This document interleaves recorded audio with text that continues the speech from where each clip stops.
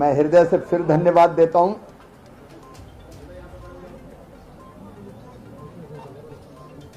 आज हमारे 60 से ज्यादा उम्र वाले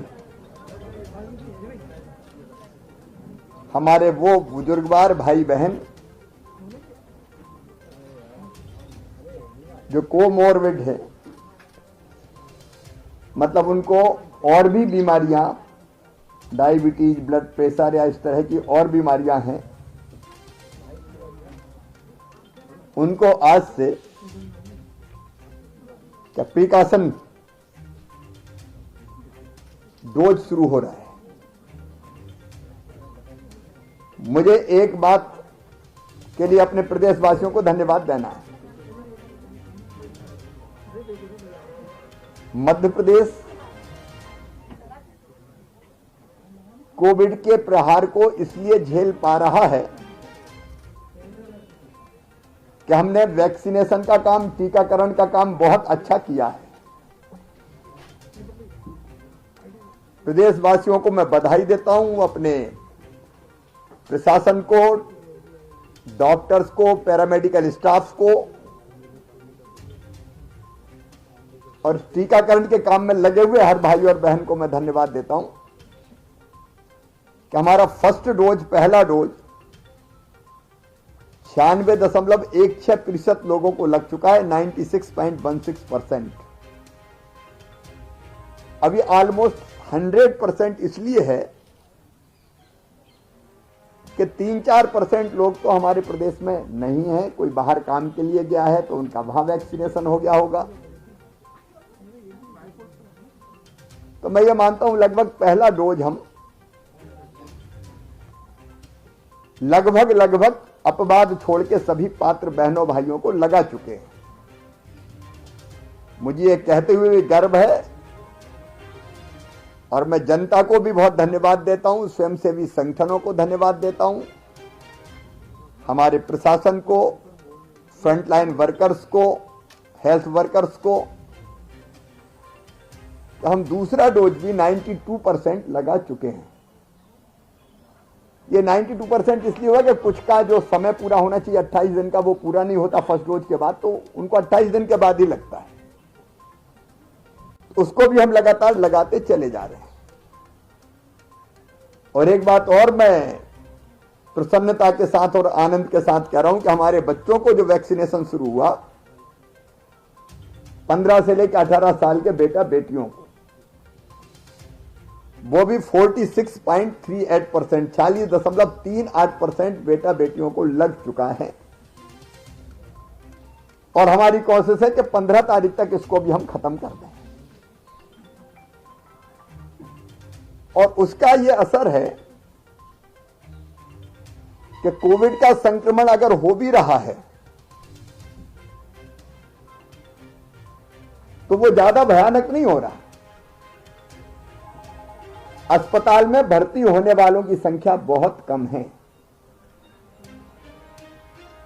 ये सारे हैं। आज भी 2317 केस पूरे प्रदेश में सभी जिलों में मिलाकर आए हैं।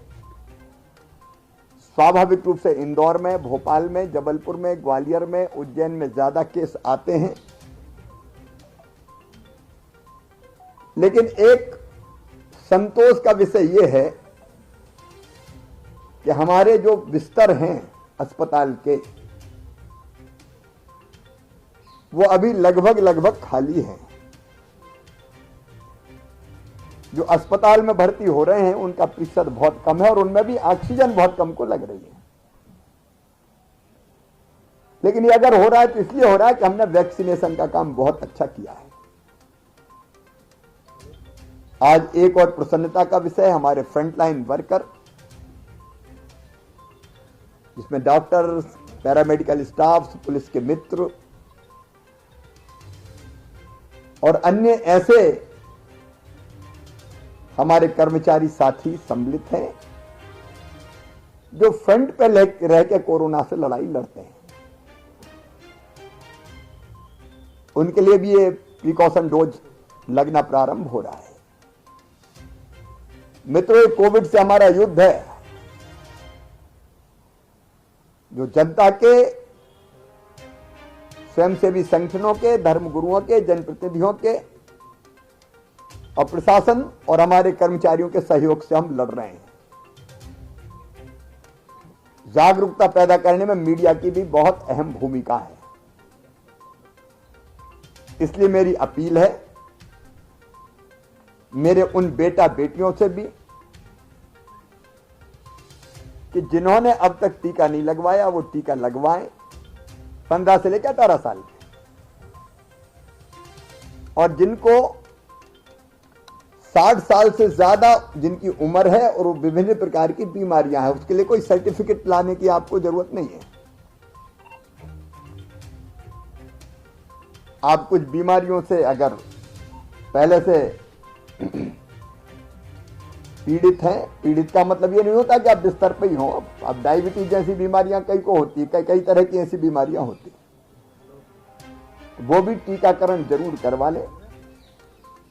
कोविड के खिलाफ ये युद्ध हमें जीतना है, जनता के सहयोग से जीतना है, और इसलिए एक जो रह गए हैं और जो अभी पात्र हैं प्रिकॉशन डोज के लिए, वो भी डोज लगवा लें। और दूसरा, मास्क लगा के रखें, भीड़ भाड़ से यथासंभव बचें। अभी हमने स्कूल 50% क्षमता पर चलाने का फैसला किया है। आज मेरी बैठक है, हम एक बार फिर पूरे जिलों को आज मैं जोड़ रहा हूं 3:30 बजे, फिर एक बार पूरी परिस्थिति का विश्लेषण हम करें। नाइट कर्फ्यू हमने लगाया है, बड़े मेलों पे हमने प्रतिबंध लगाया है, लेकिन सामान्य आर्थिक गतिविधियां हमने नहीं रोकी है, क्योंकि मैं जानता हूं और आप भी मानते हैं कि गरीब की रोजी रोटी नहीं छीनना चाहिए, बिजनेस व्यापार चलते रहना चाहिए, अर्थव्यवस्था ठप नहीं होना चाहिए।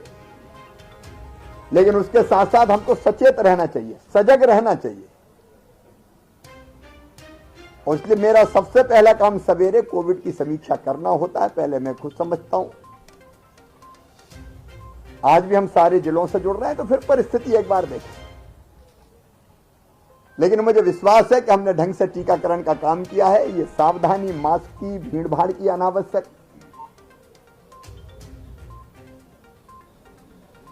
वो अगर रोक के रखी, डिस्टेंस हमने ठीक से बना के रखा, तो हम, तीसरी लहर तो आ गई है लेकिन उसकी भयानकता को हम रोक पाने में सफल हो पाएंगे। और इस समय यही सबसे बड़ा लक्ष्य है, कोविड को हराना। जिंदगी जीते, इंसान जीते, और इस महामारी पर हम विजय पाएं, इसमें आप सबका सहयोग जरूरी है। बहुत बहुत धन्यवाद।